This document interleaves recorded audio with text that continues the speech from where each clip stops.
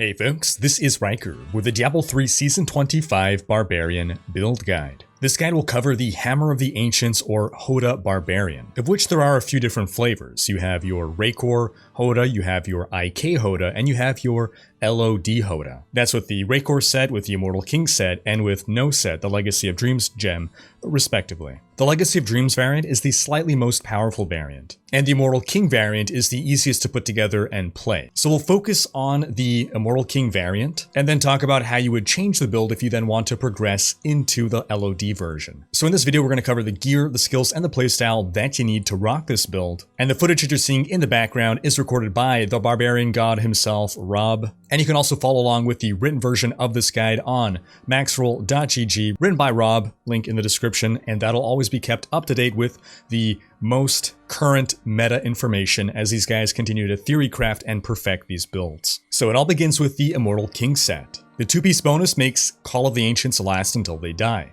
No more needing to resummon them. The 4-piece reduces the cooldown of Wrath of the Berserker and Call of the Ancients by 3 seconds for every 10 fury you spend with an attack. This build is Super Mario spamming hammers down really fast, blowing through Wrath, so we're going to be resetting that cooldown very often. And then the 6-piece, while both Wrath of the Berserker and Call of the Ancients are active, you deal 4000% increased damage. We can maintain this 100% of the time. Call of the Ancients never go away, and Wrath of the Berserker will have its cooldown reset so much thanks to spamming hammers. For some supporting gear, we're going to get the Gavel of Judgment. We're going to put that in the cube. The damage of Hammer of the Ancients is increased by 800%, and it returns 25 fury if it hits 3 or fewer enemies. That helps finish off the single targets. For our bracers, there's 2 that we'll want. It doesn't matter which you put in the cube and which you equip. If you have a really good version of one, equip that. And those 2 bracers will include the Bracers of the First Men. Hammer of the Ancients attacks 50% faster and deals 500% increased damage. And then Mortix Brace makes Wrath of the Berserker gain the effect of every rune. Now, ideally, you probably will have a better version of Mortix Brace because there's no legendary power range. Whereas the Bracers of the First Men, you might not get a perfect roll on that 500% increased damage. If it's primal, you're good. Otherwise, you'll probably be equipping the Mortix Brace. So again, Wrath of the Berserker gains the effect of every rune. This is a nice buff that we'll cover when we go over Wrath of the Berserker. We're going to take the Fury of the Ancients' Shoulders. Call of the Ancients gains the effect of the Ancients' Fury rune, and your Ancients attack 100% faster. Ancients' Fury makes us gain 4 Fury every time the Ancients deal damage. And now they're dealing damage twice as fast, so we're recovering a lot of Fury, which is great because this is a Fury-thirsty build. Speaking of Fury, we'll take the Echoing Fury. Just a coincidence. Slaying enemies engulfs the wielder into a frenzy. This gives us 75% faster attack speed. We are bringing down those hammers at a ridiculous pace. We're taking Remorseless. While both Wrath of the Berserker and Call of the Ancients are active, Hammer of the Ancients deals 250% increased damage. Again, this is applying at all times. We'll also take, for greater of pushing, a convention of elements, gain 200% increased damage to a single element, rotating through all the elements you have. This is a fire build. However, you don't really have to play around with a rotation in this build.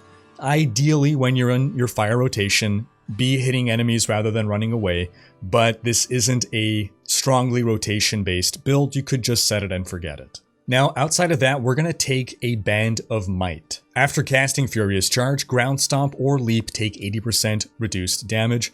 Huge source of damage mitigation for us. And we'll also squeeze in a Compass Rose and Traveler's Pledge, the Endless Walk set. While we're standing still, we gain a damage buff. While we're moving around, we gain a toughness buff. Now, Season 25 introduces Soul Shards, super powerful socketable items. The weapon Soul Shard will want is the Essence of Anguish. Each time you deal poison damage to an enemy, you increase your cooldown reduction and movement speed by 2.5%, while your damage received is increased by 5% for 10 seconds, stacking up to 10 times for a total of 25% cooldown reduction and move speed.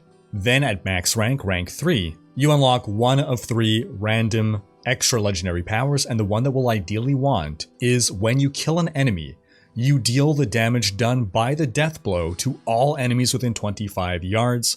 Pets and followers cannot trigger this effect. This is a huge damage buff, a huge way to spread damage around. And this really is the main reason we're taking this soul shard. Now you'll note that it's contingent on poison damage. Well, here's the thing. We don't have any skill that deals poison damage. We're dealing fire damage. However, if you roll poison damage onto one of your weapons, then that counts as poison damage. Every weapon inherently does some form of damage. It could just be physical, but it might be poison, it might be arcane, it might be cold. If one of your weapons has poison damage rolled on it, then you are covered. Then for our helm, we're going to take the Sliver of Terror. Your cooldowns are increased by 25%. Note that this cancels out the Essence of Anguish cooldown buff. Then for every skill on cooldown, you take 12.5% reduced damage and deal 25% increased damage. So even if the cooldown has reset on Call of the Ancients, for instance, spam it anyway, just to keep skills on cooldown to benefit from this tremendous buff. And then for its rank 3 unlock, you'll want to you cast a devastating ring of fire after killing 100 enemies. This does so much damage. And we're going to use our toolkit to pull enemies in to ensure that we're hitting as many as possible with that ring of fire. For our regular gems in chest and pants, diamonds for toughness, or if you want to go for more damage at the expense of toughness, you can get rubies. For our legendary gems, we're going to get a Bane of the Trapped, more damage against crowd-controlled enemies. For pushing greater rifts, a Bane of the Stricken.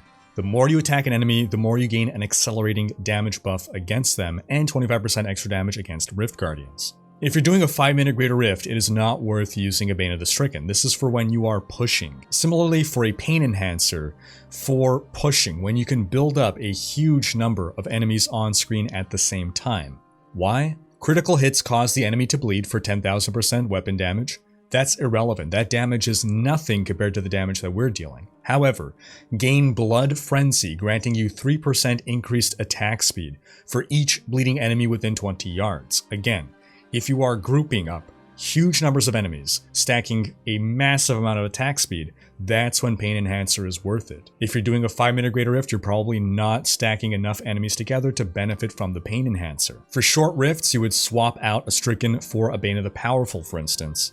And you can swap out the Pain Enhancer for a defensive legendary gem like an Esoteric Alteration, or you can even go for a Molten Wildebeest Gizzard, and then swap out your Traveler's Pledge and Compass Rose for a Squirts Necklace. Squirts gives you a shield, and as long as you don't take damage to your actual health and just to the shield, you have a huge damage buff. The Molten Wildebeest helps maintain that shield because the shield is based on your life per second, which is what the Molten Wildebeest buffs. And if you go with the Squirts, then you can drop the Compass Rose for a Unity for more toughness, when combined with the Follower, of course. Now, we'll go for exactly what we want on every piece of gear, but first we'll take a look at the skills. We're taking Hammer of the Ancients Smash as our main damage dealer. This is the highest damage rune on Hammer of the Ancients. For every 5 Fury that we have, we gain 1% extra crit chance. We'll generally be able to maintain close to max Fury, which translates into 130% extra crit chance. We're taking Call of the Ancients together as one.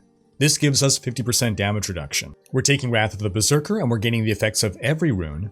By itself, Wrath of the Berserker gives us crit chance, attack speed, dodge chance, and move speed. And then with all the runes, we're gaining a massive damage buff. We're getting life per Fury spent, and so we're dumping Fury constantly, regaining life constantly, and 50% damage reduction. We're taking Furious Charge as a mobility skill and to trigger our Band of Might. And we'll get the Merciless Assault rune in order to not have to deal with any cooldown issues. Recharge time is reduced by 2 seconds for every enemy hit. We're going to take Ground Stomp, Wrenching Smash in order to pull enemies in. And this is for our Sliver of Terror. We want to have control over enemies. We want to be able to pull them in.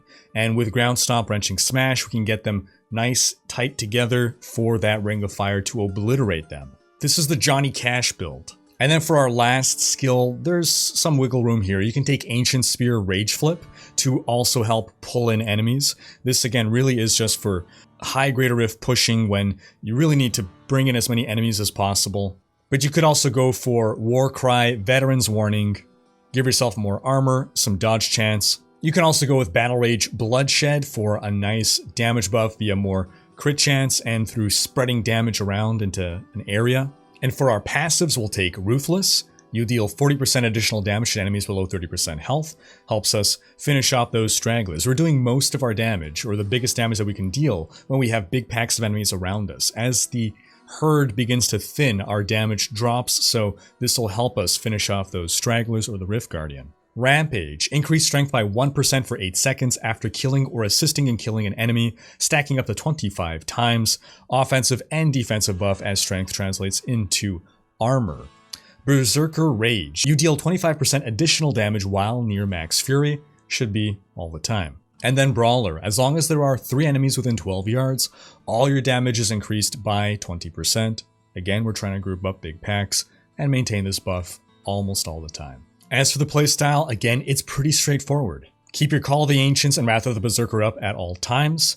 Spam them anyway, just to keep them on cooldown in order to buff your Sliver of Terror. Same thing with your Furious Charge. Keep that on a cooldown. Get your Band of Might buff out of it. Same with your Ground Stomp, and if you have your War Cry as well, just make sure your Ground Stomp is available when you're getting close to the 100 kills to trigger your Ring of Fire. As for exactly what we want on every piece of gear.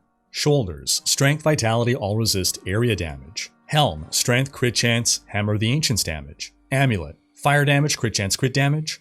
Our chest, Strength, Vitality, all resist. Gloves, Strength, Crit Chance, Crit damage, area damage. Bracers, Fire damage, Strength, Vitality, Crit chance. Belt, Strength, Vitality, all resist, life per fury spent. Pants, Strength, Vitality, all resist. Boots, Strength, Vitality, all resist, Hammer of the Ancients damage. Band of Might, Crit, area damage. Compass Rose, Strength, Crit, area damage. On one weapon, poison damage, doesn't matter which one. Percent damage, attack speed, area damage. Same thing on the other weapon, but it doesn't matter what the elemental damage type is on your second. For Paragon points, max out your move speed, then max out your max fury, then dump everything into strength. If you're feeling squishy, however, you can put enough points into vitality to reach 750,000 life. For offense, crit damage, crit chance, attack speed, cooldown. Defense, all resist, life, armor, life regen. Utility, area damage, pickup radius, resource cost reduction, and life per hit. For our follower, we're going to take the Templar. We'll select Heal as a mini health potion. We'll select Loyalty for some life regen. Onslaught to give us 10% increased damage. And the Guardian for its cheat death mechanic. We're going to give him the Enchanting Favor Immortality Relic so that he can't die. We'll give him a Flavor of Time Amulet, emanates to us, pile-on effects last twice as long. Nemesis Bracers emanates to us, shrines will spawn an enemy champion. Oculus Ring, when monsters die, there's a chance of a golden pool appearing. Ideally, try to position yourself in it. Could be a little bit more tricky with this build, but that's what Wrenching Smash and the Ancient Spear is for. When you stand in that pool, you deal more damage. If you're equipping a unity, you can put one on your follower as well. This will effectively give you 50% damage reduction. Ice Climbers to make him immune to immobilize effects. Then 2 pieces of Captain Crimson's and a Lyrics Crown with a diamond for more cooldown reduction.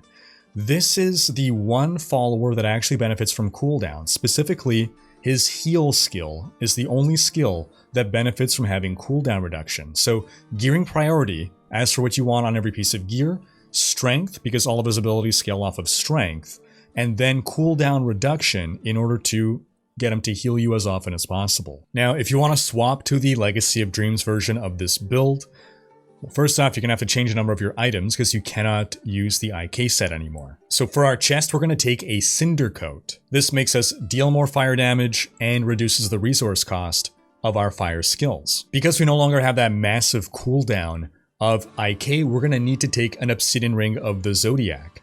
Reduce the remaining cooldown of one of your skills by 1 second when you hit with a resource spending attack. We're spamming those attacks real fast, so we're getting a lot of cooldown back from this.